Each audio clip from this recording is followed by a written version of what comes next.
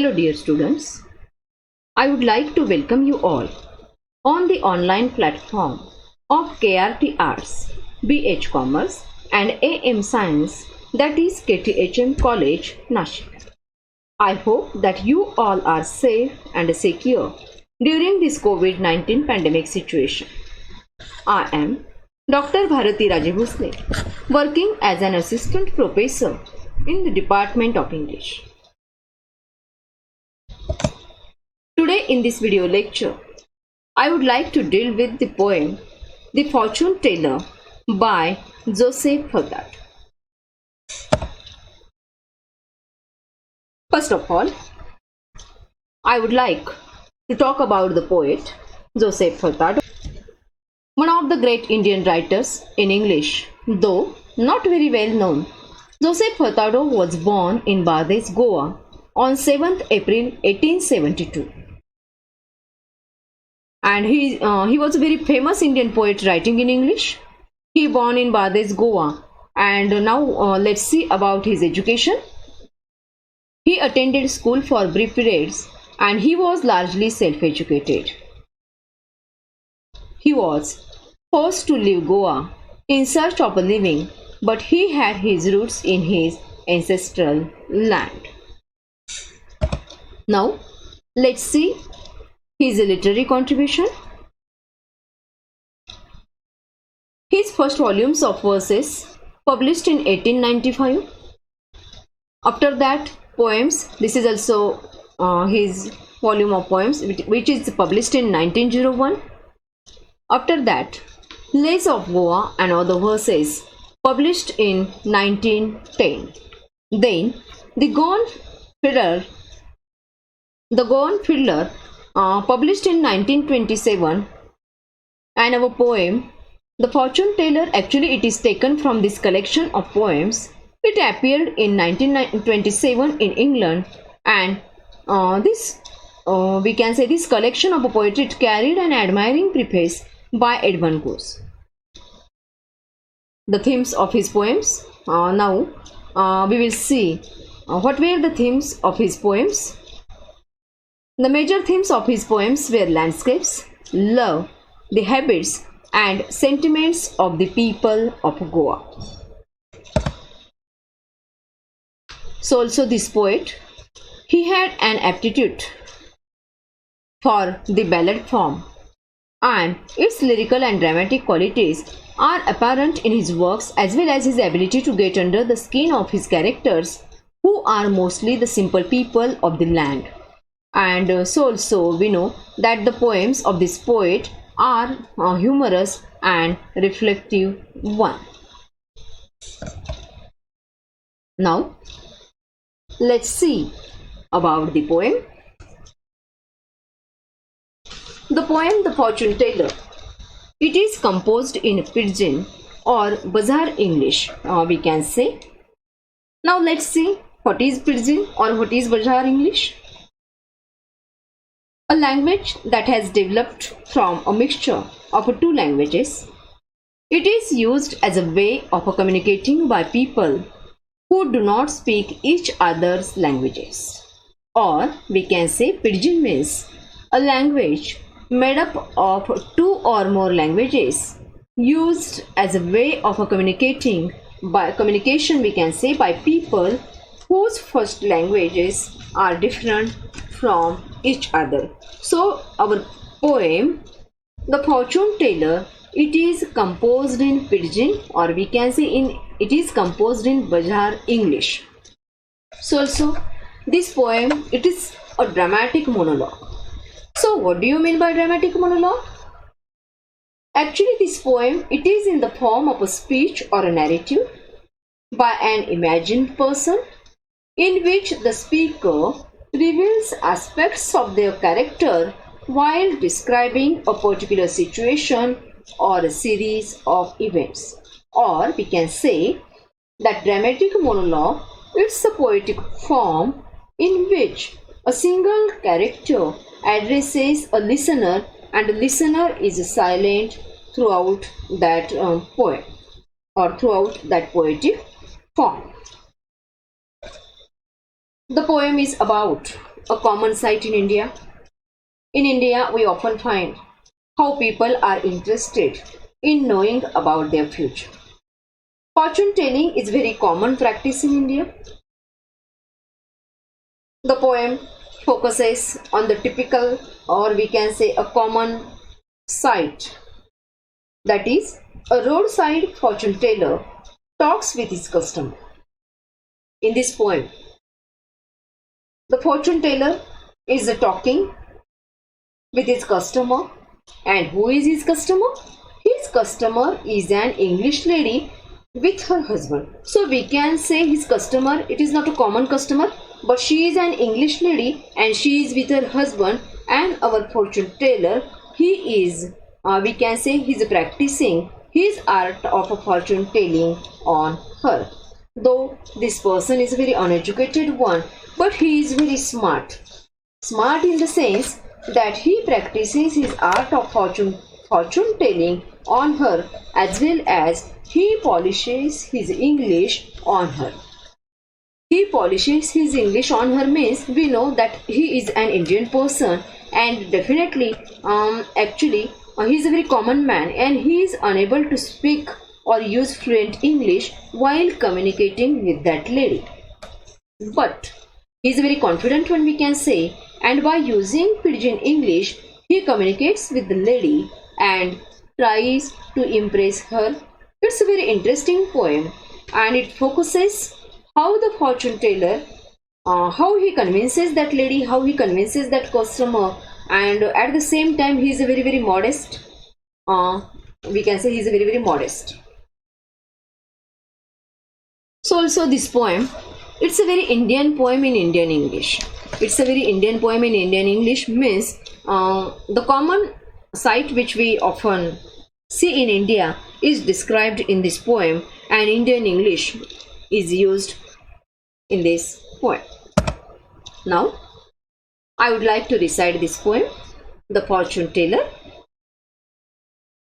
Fortune teller Mem Sahib, tell fortune very well, past, present, future tell, only 1 rupees, all fortune telling fees, fortune teller Mem Sahib. Sahib's hand, 1 minute please.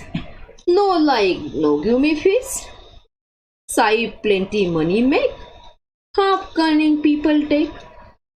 I see Sahib marry twice, the second Mem Sahib nice. So nice and pretty wife, keep Sahib dil khush all life. She gave Sahib children 3, all beauty bright to see. First, second boys, last girl, like very pretty fall. Sahib reading very much, religion books and such. Sahib's star to rise in west, no understand the rest. I tell no more no less, but what makes certain guess? Sahib's years now 44, live certain 40 more. No lie Sahib, see this here. This line show age quite clear. I never telling lie. What good do Sahib or I? No good, and why I should? Sahib's fortune very good. I get now plenty pies. Sahib's fortune very nice. So in this way, we know the fortune teller, in this poem we know that how the fortune teller, how he is convincing his customer and how he is trying to convince them, how he is trying to tell them their future by watching their palm, we can say, and how he is expecting more money from that customer. Let's see this poem in detail. The opening stanza of the poem, it focuses on the fortune teller and his profession. We know in the poem, first person narration is there. The fortune teller, he himself is the speaker in the poem, and he is addressing an English lady. He tells her that he is able to tell her fortune, means he can tell her about her past, present and future, and it cost very less fees. That's only 1 rupees. So also he is addressing her as a mem sahib. The first stanza focuses on his character, that he is a very perfect man and he is very perfect in his art of fortune telling.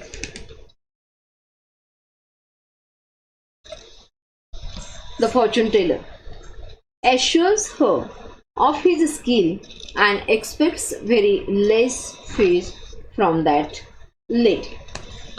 So in the opening line of the poem, the fortune teller says, fortune teller mem sahib, tell fortune very well, past, present, future tell, only 1 rupees, all fortune telling fees, fortune teller mem sahib. So we know he is convincing that lady, that mem sahib, and he tells that it will cost very less fees, only 1 rupees is his fee, and he will tell her about her past, about her present and about her future.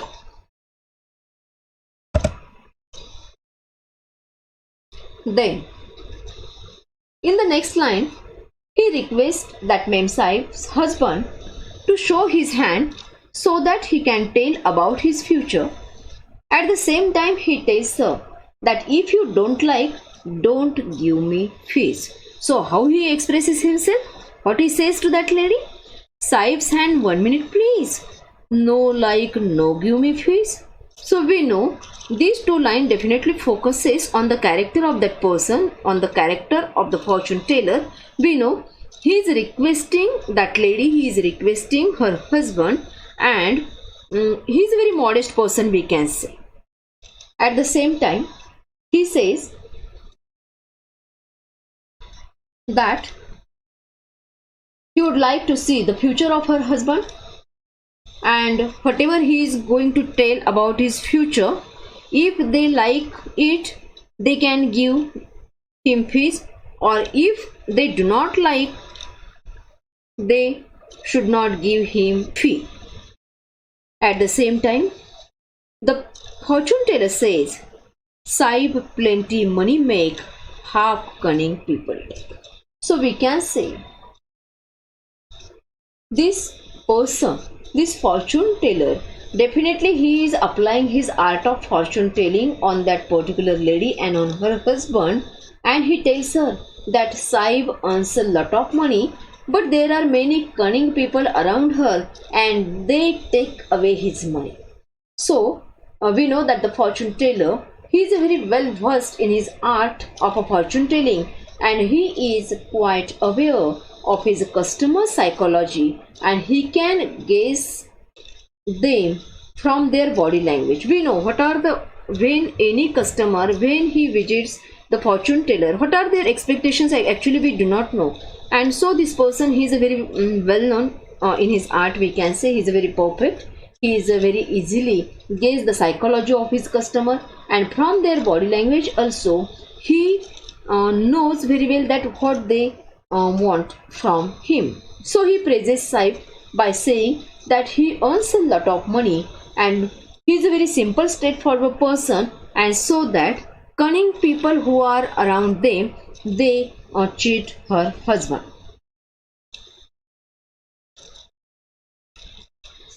After watching Sahib's hand or a palm, he tells them that Sahib married twice and his second mem Sahib is very nice. So the fortune teller, we know that he praises mem Sahib, that English lady, and when he says, I see Sahib married twice, the second mem Sahib nice. So we can guess the lady or that an English lady who is with her husband there, and definitely this person, he is praising her, he is convincing her, definitely he is aware of the psychology of that lady, so he is praising her, and he says that her husband, he has married twice, and this lady, she is very nice, she is very beautiful, and at the same time she keeps her husband very happy or dil khush. So when this person, we know that he is using pidgin, or we can say Bajar English. He has used one particular Indian word, that is dilkush. It is a Hindi word, we know, and he says that this lady, she keeps her husband very happy in their life. Again, this person, he forecasts about their children. The fortune teller predicts that his second Memsahib will give him 3 children, that is 2 boys and 1 girl. So how he expresses his feelings? He says, she gave Sahib children 3, all beauty bright to see. First, second boys, last girl, like very pretty pearl. So here we know that lady, she will give him 3 children, that is 2 boys and 1 girl, and these children will be very beautiful, will be very bright. And how will be the girl child? She will be very pretty, very beautiful, like pearl. So we can say here the line first, second boys and last girl. Definitely this line is having a lot of significance in the Indian context. It focuses on the typical Indian mentality. In India, we know how the people expect boy child in the family. Actually, we are aware of all these things, and how in the society, while living in the society, we came across many people and how they are interested having boy child in their family. So, how the birth of male child is celebrated and what happens with female child, we know. But now this mindset is definitely changing, and there is no discrimination in male or female child, we can say. Now we know that the situation, we can say, or the thinking of the people is now changing.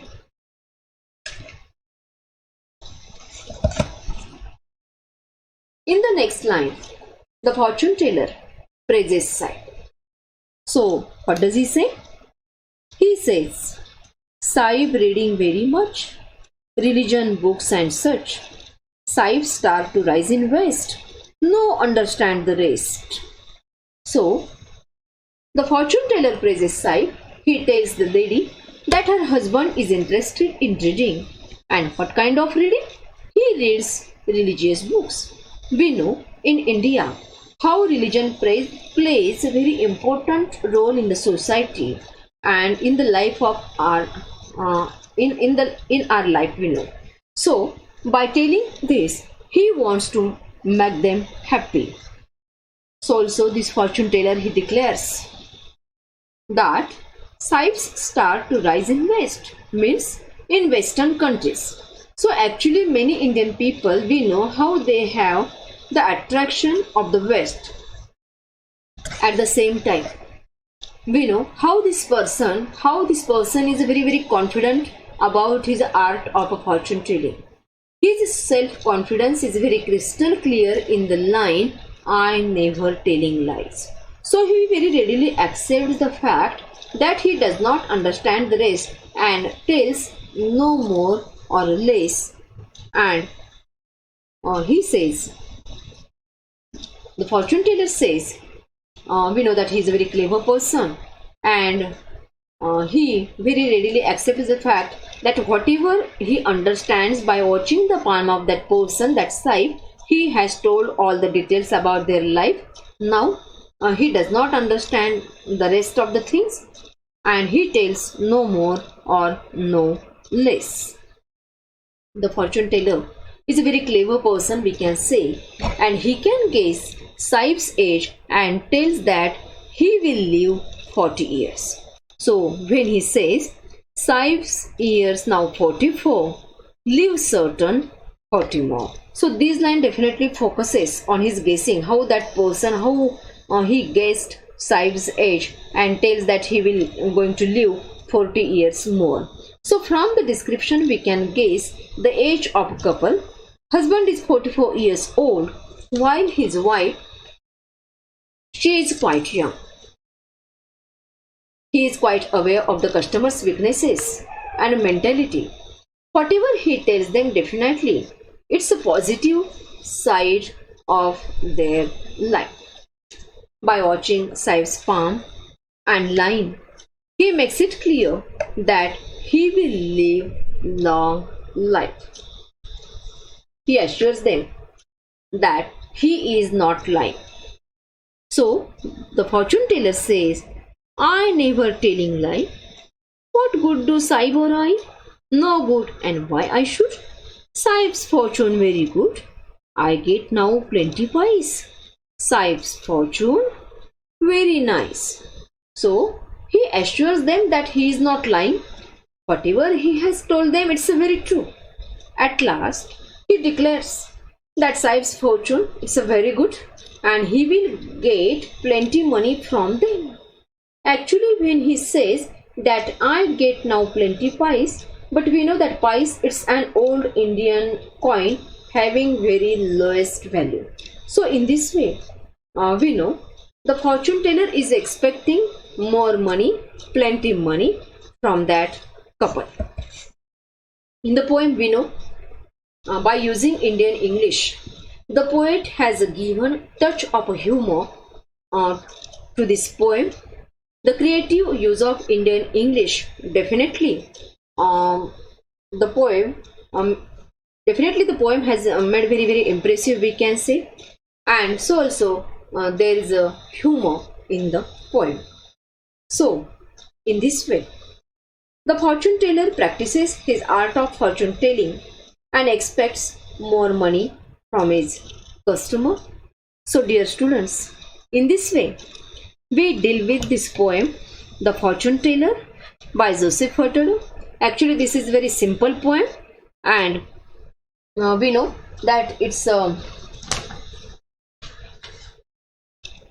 dramatic monologue, and in the poem, the fortune teller, he himself is the speaker, and who are the listeners? We know that an English lady and her husband both are the listener, but they are silent listeners, and they are not talking or they are not expressing their views in this poem. So this poem is a dramatic monologue, and we know through this monologue we can very easily focus on the characters of the fortune teller, how he is a very clever person, though he is a very simple person, but he is very clever. He is very perfect in his art of fortune telling. So also at the same time he is very confident, though he does not know perfect English, but he tries his pidgin English or his bazaar English on that customer and entertains them or tries to earn money by telling their fortune. Thank you, students.